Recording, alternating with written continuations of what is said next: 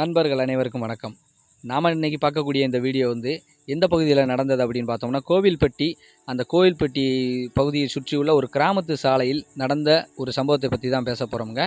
மேலும் நமது காணொலியை பார்க்கக்கூடிய நண்பர்கள் அனைவரும் சப்ஸ்கிரைப் பண்ணிக்கணும் அப்படின்னு சொல்லி நம்ம கேட்டுக்கிறோம். இந்த காணொலி உங்களுக்கு பிடிச்சிருந்துச்சுன்னா இதுக்கு ஒரு லைக்கை போட்டு உங்கள் நண்பர்களுக்கும் ஷேர் பண்ணுங்கள். காரணம் என்ன அப்படின்னு பார்த்தோம்னா, நீங்கள் செய்யக்கூடிய இந்த செயல் வந்து எங்களுக்கு ஒரு மோட்டிவேஷனாக இருக்கும் அப்படிங்கிறத வந்து தெரியப்படுத்திக்கிறேங்க. மேலும் வாங்க நம்ம நிகழ்ச்சிக்குள்ளே போகலாம்.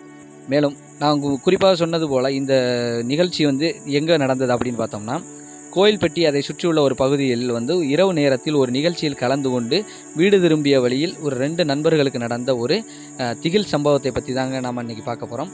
அதாவது இந்த நண்பர்கள் 2 பேருமே ஒரு இரவு நேர நிகழ்ச்சி, அதாவது கிராமத்து பகுதிகளில் வந்து இந்த பூப்புனித நீராட்டு விழா, பெண்கள் வந்து சிறுமிகள் வந்து வயதுக்கு வந்த உடனேயுமே வந்து இரவு நேரத்தில் வந்து தலைக்கு தண்ணி ஊற்றுறது அப்படின்னு சொல்லி கேள்விப்பட்டிருப்போம் நம்ம.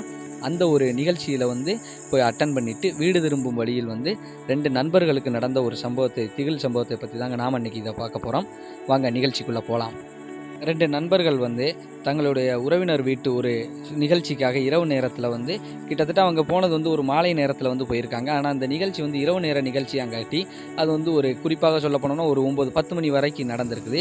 அந்த நிகழ்ச்சி முடிஞ்சதுக்கப்புறம் தங்கள் சொந்தக்காரங்க எல்லாருமே வந்து, தம்பிகளாம் நீங்கள் இங்கே தங்குங்க, காலையில் நீங்கள் வெள்ளனே போங்க அப்படின்னு சொல்லும்போது, இல்லை பக்கத்தில் தானே, ஒரு 20 கிலோமீட்டர் தானே, நாங்கள் நேராக ஊருக்கே போயிடுறோம், வீட்டில் வந்து நைட்டு வாரோம்னு நாங்கள் சொல்லிட்டு தான் வந்திருக்கிறோம், அதனால் நாங்கள் சரி நல்லபடியாக நிகழ்ச்சி முடிஞ்சது இல்லையா, நாங்கள் பசங்க தானே, ஒன்றும் பிரச்சனை இல்லை, நாங்கள் பார்த்து போய்க்கிறோம் அப்படின்னு சொல்லிட்டு அந்த 2 நண்பர்கள் என்ன பண்ணியிருக்காங்க, வீடு திரும்புவதற்காக கிளம்பி வந்துக்கிட்டு இருக்காங்க. குறிப்பாக அந்த நிகழ்ச்சி நடக்கக்கூடிய அந்த கிராமத்து பகுதியில் இருந்து அவங்க ஊருக்கு வந்து 20 கிலோமீட்டர் வரும் அப்படின்னு சொல்லி அவங்க சொல்லியிருக்கிறாங்க.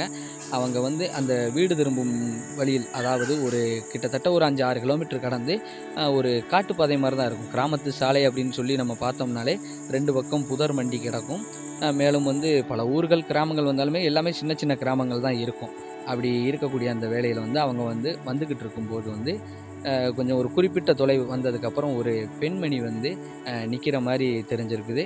அவங்க வந்து என்ன செய்கிறாங்கன்னா, கையை காட்டுற மானைக்கு காமிச்சிருக்கிறாங்க. இவங்க ஏற்கனவே 2 பேர் வருத காரணத்தினால, சரி நம்ம 2 பேர் இருக்கிறோம், எப்படி இவங்களையும் வந்து ஏற்றிட்டு போக முடியும் அப்படின்னு சொல்லிட்டு அவங்க அதை கண்டுக்கிடாமல் வந்து கடந்து வந்துடுறாங்க.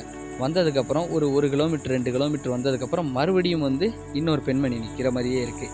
என்னடா அப்போ நம்ம பார்த்த பெண்மணி மாதிரியே இருக்குது அப்படின்னு சொல்லி அவங்க பேசிக்கிட்டே வரும்போது, வேண்டாண்டா இது எனக்கு ஏதோ ஒரு மாதிரி தப்பாக படுற மாதிரி இருக்குது, நம்ம கண்டுக்கிடாமல் போயிடுவோம், வேகமாகவே நீ வண்டியை கொஞ்சம் இழுத்து ஓட்டு நம்ம போயிடுவோம் அப்படின்னு சொல்லி வண்டி ஓட்டுற நண்பர்கிட்ட வந்து பின்னாடி இருக்க நண்பர் சொல்லியிருக்காரு. அவரும் அதே மாதிரி வாகனத்தை வந்து வேகமாக செலுத்திக்கிட்டு வேகமாக போய்கிட்டு இருக்கும்போது வந்து திடீர்னு வண்டியில் வந்து ஏதோ ஆஃப் ஆகி ஹெட்லைட்டு எரியாமல் இருந்து கப்புனு இதாக இருக்குது. அவங்க வண்டியை நிப்பாட்டியிருக்காங்க, ஆஃப் ஆயிடுச்சு.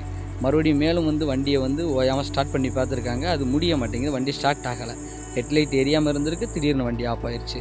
அச்சப்பட்டு பயந்து போய் அவங்க என்ன பண்ணியிருக்காங்க அப்படின்னா, என்னடா இது போல் சம்பவம் நடக்குது, சரி ஒன்றும் இல்லை, நம்ம சொந்தக்காரங்க எல்லாருமே தங்க சொல்லியிருந்தாங்க, நம்ம வந்து பக்கத்தில் தானே, நம்ம கிளம்பி போயிடுவோம், நம்ம ஆம்பளை தானே, பசங்க தானே அப்படின்னு சொல்லிட்டு நம்ம கிளம்பியிருந்தோம். இருந்தாலும் சரி இப்படி ஒரு சம்பவம் நடந்திருக்கு, இருந்தாலும் நம்ம உதவிக்கு வந்து வேறு வழி கிடையாது, வண்டி ஸ்டார்ட் ஆகலைங்கன கூடி எங்கள் ஒரு ஷாப் இருக்குது, அதுவும் மணி வேறு இரவு நேரம் ஆகிப்போச்சு, 10 மணிக்கு மேலே ஆகிப்போச்சு, அதனால் நம்ம என்ன பண்ணணும் அப்படின்னு தெரியலை அப்படின்னு சொல்லிட்டு அவங்க தங்களது உறவினர்களுக்கு ஃபோன் பண்ணி சொல்லியிருக்காங்க. குறிப்பாக நாங்கள் இந்த இடத்துல இருக்கோம் அப்படின்னு சொல்லி உறவினர்களுக்கு சொல்லும்போது, அந்த உறவினர் வந்து அந்த ஊர் பகுதி, அதாவது இந்த நிகழ்ச்சி நடந்த பகுதி தானே, குறிப்பாக ஒரு 5-6 கிலோமீட்டர் தானே அவர் கடந்து வந்திருக்காங்க. சரி ஓகே, அப்போ நம்ம வந்து என்ன பண்ணுவோம், இவங்களுக்கு உதவி செய்வோம், நம்ம அங்கேருந்து அங்கே போகிறதுக்குள்ளே ஒர்க் ஷாப் பக்கத்து கிராமத்தில் உள்ள அந்த ஒர்க் ஷாப் கடைக்காரருக்கு வந்து நம்ம ஃபோன் பண்ணி நேராக அங்கே போய் பசங்களுக்கு வந்து உதவி செய்ய சொல்லுவோம் அப்படின்னு சொல்லி அவர் நண்பர் தான் அந்த ஒர்க் ஷாப் கடைக்காரர் கூட. அதனால் என்ன பண்ணியிருக்காரு, அந்த நிகழ்ச்சிக்கு சொந்தக்காரர் வந்து ஃபோன் பண்ணி இதுபோல் நம்ம சொந்தக்கார பசங்க 2 பேர் வந்த இடத்துல வந்து இந்த மாதிரி ஹெட்லைட் எரியாமல் இருந்து வண்டி ஸ்டார்ட் ஆகலையா, அந்த இடத்துல நிற்கிறாங்க, நீங்கள் உடனடியாக போய் உதவி செய்யுங்க அப்படின்னு சொன்னதும், எந்த இடம்னு தெளிவாக கேட்கும், இந்த இடமா கடவுளே, சரி நான் உடனே போய் நான் பார்க்குறேன் அப்படின்ட்டு அவர் அந்த நேரத்துக்கும் கூட யோசிக்காமல் உதவிக்காக அவர் போயிட்டார். காரணம் என்னென்னா, அவருக்கு அந்த இடத்த பற்றி எல்லாமே தெரியும், அது என்னன்னு சொல்லி நம்ம பின்னாடி சொல்லுவோம். மேலும் வந்து அவர் உடனடியாக அந்த ஒர்க் ஷாப் கடைக்காரர் அந்த இடத்துக்கு ஸ்பாட்டுக்கு போயிட்டார். போய் இந்த மாதிரி உங்கள் நண்பர், உங்கள் சொந்தக்காரங்க தான் என்னை அனுப்பிவிட்டாங்க, நான் ஒர்க் ஷாப் கடைக்காரங்க, இந்த பாருங்கண்ணே என்ன இதுன்னு அப்படின்னு சொல்லிட்டு அந்த ஒர்க் ஷாப்புக்காரரும் வந்து 2 வீலர் மெக்கானிக்கும் வந்து பார்க்குறாரு. பார்த்து அதை உடனடியாகவே வண்டியை சரி பண்ணுறாரு. பணம் இந்த பசங்க கொடுக்கும்போது, இல்லை அவர் எனக்கு வேண்டப்பட்டவர் தான், நான் அவரை பார்த்து வாங்கிக்கிறேன், நீங்கள் போயிட்டு வாங்க, பார்த்து போங்க, இங்கே நிற்க வேண்டாம், நீங்கள் சீக்கிரமாக நீங்கள் போங்க அப்படின்னு சொல்லி அவர் வழி அனுப்பி விட்டார்.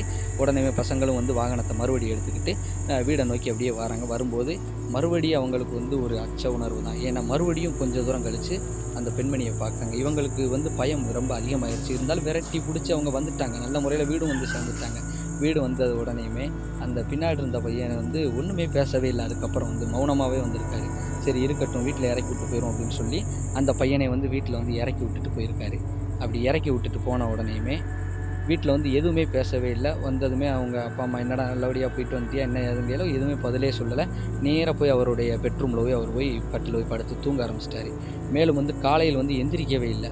என்னடா இன்னும் பையன் எந்திரிக்கவே இல்லையே, மணி வந்து 10-11 மணிக்கு மேலே ஆகிப்போச்சு அப்படின்னு சொல்லிட்டு 10 மணிக்கு மேலே ஆகிப்போச்சு. மேலும் வந்து அந்த அவங்களோட பேரண்ட்ஸ் வந்து போய் எழுப்பும்போது பையனை தொட்டு பார்க்கும்போது காய்ச்சல் அதிகமாக இருந்திருக்கு. யார்கிட்டையுமே பேசலை, முணங்கிக்கிட்டே இருக்கார். தன்னைத்தானே முணங்கிக்கிட்டு ஒரு மாதிரி சிரிக்கிறாரு. திடீர்னு வந்து ஒரு மாதிரி அப்படியே முணங்குறாரு. இதை அவங்க பார்த்து அவங்க பெற்றோருக்கு வந்து பயம் வந்துருச்சு.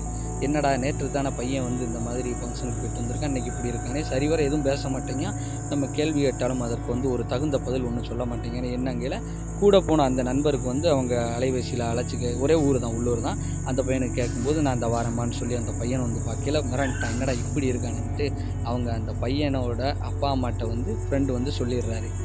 அப்போ ஃப்ரெண்டு வந்து சொன்ன உடனேயுமே அந்த பையனை வந்து சரி ஏதாவது கோயில் குளத்துக்கு கூப்பிட்டு போய் சரி பண்ணிடுவோம், ஏன்னா இவங்க சொல்கிறத பார்க்கல பயமாக இருக்குது அப்படின்னு சொல்லிட்டு எதை பற்றியும் யோசிக்காமல் உடனடியாக அந்த ஊரில் உள்ள ஒரு கருப்பசாமி கோயிலுக்கு, பெரும்பாலும் கிராமத்து பகுதிகளில் வந்து இந்த சுடலமாடன் கருப்பசாமி கோயில், மாரியம்மன் காளியம்மன் கோயில் இதெல்லாம் வந்து அதிகப்படியாக இருக்கும். அப்படிங்கிற அது அதிகப்படியாக இருக்கும்போது கிராமத்து பகுதியில் வந்து நல்ல முறையில் வந்து வழிபட்டு நல்ல புத்துணர்ச்சியோட நல்ல எழுச்சியோடு வச்சுருப்பாங்க அந்த கோயில்களை. அதனால் அந்த பகுதியில் உள்ள கோயிலுக்கு போய் அவங்க வந்து பேசுகிறாங்க, பூசாரிட்ட போய் முறையிடுறாங்க. இந்த மாதிரியெல்லாம் நடந்திருக்குங்க ஐயா, நீங்கள் தான் எங்களுக்கு கொஞ்சம் என்ன ஏதுன்னு கேட்டு நீங்கள் பார்த்து சொல்லணும் அப்படின்னு சொல்லும்போது அந்த பூசாரியும் சரி அப்படின்னு சொல்லிட்டு பையனுங்கே இருக்கட்டும், கோயிலில் இருக்கட்டும், பையனுக்கு துணையாக வந்து நானும் இருப்பேன், மேலும் வந்து கூட பெற்றோர்கள் பேரண்ட்ஸ் இருக்கட்டும், ஒரு 2-3 பேர் போய் வந்து பூசைக்கு தேவையான இந்த சாமான்கள் எல்லாம் வாங்கிட்டு வாங்க அப்படின்னு சொல்லும்போது பையனை வந்து சாதாரண கூட்டும் போல் கட்டி தூக்கிட்டு தான் போயிருக்காங்க. அங்கே போய் இருந்தாலும் சரி வீட்டாள் வேணும் பாதுகாப்புக்கு பூசாரி இருக்கிறாரு, மற்றபடி எல்லாருமே போய் பூசைக்கு தேவையான இந்த சாமான்கள்லாம் வாங்கிட்டு வாங்கன்னு சொல்லி அனுப்புனதும் எல்லாருமே போய் வெள்ளைச்சாவல் அதுபோக அந்த பூசைக்கு தேவையான எலும்புச்சம்பளம், குங்குமம், சூடன் எல்லாம் பற்றி எல்லாமே வாங்கிட்டு வந்து எல்லாமே அவங்க கேட்ட எல்லாம் பழத்துலேருந்து எல்லாமே வாங்கிட்டு வந்து வச்சு பூசாரி வந்து அப்படியே சாமி ஆடுறாரு. அதாவது நடு உச்சி வேளையில் வந்து பெரும்பாலும் வந்து அந்த வெள்ளி செவ்வாய் நேரங்களில் வந்து பூசாரிகள் வந்து இந்த மாதிரி சாமிகளை வர வச்சு அதட்ட வந்து வருதி கேட்டு அதை வந்து அந்த குடும்பத்தார்கிட்ட சொல்லி என்ன ஏதுன்னு சொல்லி அதை நிவர்த்தி பண்ணி வைப்பார். அதுபோல் சாமி ஆடுறாரு. இந்த பையன் உடனடியாகவே அப்படியே அழுகிறான், முணங்குறான், என்ன ஏதுன்னு பார்க்கல. ஏன்னா ஒரே நாள் தான் இருக்குது. சரிவர இந்த பையனை வந்து அந்த ஆன்மாவை வந்து ஆக்கிரமிப்பு பண்ணலை. பண்ணுறதுக்கு முன்னாடியே வந்து இவங்க வந்து கோயிலுக்கு கொண்டு வந்தது ஒரு நல்ல வேலையாகவும் போச்சு. ஆனால் இருந்தாலுமே வந்து அவர் ஆடுறாரு. அவர் ஆடும்போது வந்து அந்த பூசாரி ஆடுறாரு. இந்த பையனும் வந்து அப்படியே அழுதுகிட்டு ஆடுறான். பையன் கையில் வந்து ஒரு தேங்காயை கொடுத்துருக்காங்க. அந்த தேங்காயிலேருந்து அப்படியே தண்ணீர் வருது. தேங்காய் உடையலங்க, ஆனால் தேங்காயிலேருந்து தண்ணீர் வருது. பையன் உடலெல்லாம் வேர்த்திருக்கு, தண்ணி சதன்னு வடியுது. இதையெல்லாம் பார்த்த பூசாரி கையில் வந்து ஒரு பிரம்பு மாதிரி வச்சுட்டு நீ யாருன்னு சொல்லு அப்படின்னு சொல்லி மிரட்டி கேட்கும்போது அந்த ஆன்மா வந்து சொல்லுது, நான் வந்து என் குடும்ப சூழ்நிலையின் காரணமாக வந்து நான் இந்த பகுதியில் உள்ள ஒரு கிணற்றில் வந்து விழுந்து இறந்து விட்டேன். நான் இந்த சமயத்தில் தான் இறந்தேன். அந்த நேரத்தில் வந்து இந்த 2 வாலிபர்களும் வந்து இந்த பகுதியாக வரும்போது இவர்களை வந்து நான் வந்து வழிகாட்டினேன். இவங்க என்னை மதிக்காமல் போயிட்டாங்க, என்ன ஏதுன்னு கூட கேட்கல எனக்கு. அதனால் நான் மறுபடியும் இவங்களை பின்தொடர்ந்து வந்தேன். இவங்களுடைய வாகனத்தை நான் தான் வந்து பழுதாக்கினேன். அந்த பழுதானதுமே இவங்க வந்து சரி பண்ணிட்டு போயிட்டாங்க. இருந்தாலும் இந்த பின்னாடி உள்ள பையன் என்னை திரும்பி அப்படியே பார்த்தான் அச்சத்தோட. அதனால் இவனை நான் பின்தொடர்ந்து வந்தேன் அப்படின்னு சொல்லி இது பேசியிருக்குது. உடனடியாக அந்த பூசாரி சாமி ஆடிக்கிட்டே, அம்மா நீ வந்து இறந்து போயிட்ட, உன்னுடைய வாழ்க்கை வந்து முடிந்தது, நீ உன் உலகத்துக்கு உன்னால் செல்ல முடியவில்லை என்றால் நீ வந்து யாருக்கும் தொந்தரவு பண்ணாமல் நீ அங்கே இரு. இதுபோல் இந்த பையன் வந்து வாழ வேண்டிய பையன், இந்த பையனுக்கு நீ தொந்தரவு பண்ணக்கூடாதுன்னு சொல்லி அந்த பூசாரி வந்து சாமி ஆடிக்கிட்டே அந்த பெண்மணி அந்த ஆத்மா கிட்ட உனக்கு என்ன வேணும் ஏது அப்படின்னு கேட்கும்போது அந்த ஆத்மா நிறையா கோரிக்கைகள் வச்சுருக்கு. அந்த கோரிக்கைகள் எல்லாம் அந்த பூசாரி எல்லாமே சரி பண்ணி அந்த ஆன்மாவை வந்து அந்த பையன் உடல்ல இருந்து விலக்கி விட்டார். மேலும் வந்து அந்த பையனுக்கு வந்து திருநீர் போட்டு விட்டு ஒரு காப்பு மாதிரி ஒரு தாயத்து மாதிரி கட்டி விட்டு இது உன் கையில் வந்து 40 நாளைக்கு இருக்கட்டும் தம்பி, நீங்கள் வந்து இதை கலத்திடக்கூடாது பார்த்துக்கோங்கன்னு சொல்லி எச்சரிக்கையாக இருக்க சொல்லியிருக்காங்க. இப்போ வந்து அந்த பையனுக்கு வந்து எந்த ஒரு பிரச்சனையும் இல்லை, நல்லா தான் இருக்கார். குறிப்பாக நம்ம வந்து இந்த காணொலி வாயிலாக நம்ம என்ன செய்தியை சொல்ல வரோம் அப்படின்னா, இரவு நேர பயணங்களை வந்து பெரும்பாலும் தவிர்ப்பது நல்லது.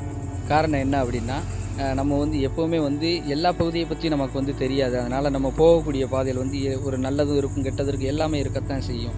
எப்படி இந்த உலகத்தில் வந்து கடவுள் இருக்காருன்னு சொல்லி நம்ம நம்புகிறோமோ, அதுபோல் வந்து இயற்கைக்கு மாறான ஒரு சில விதிகளும் வந்து நடக்கத்தான் செய்யும். இந்த கெட்ட சக்திகள், நல்ல சக்திகள் எல்லாமே இந்த பூமியில் வந்து இருக்கத்தான் செய்யுது. அதற்கு நம்ம எந்த ஒரு தொந்தரவும் செய்ய வேண்டியதில்லை, அது நமக்கும் செய்யாது.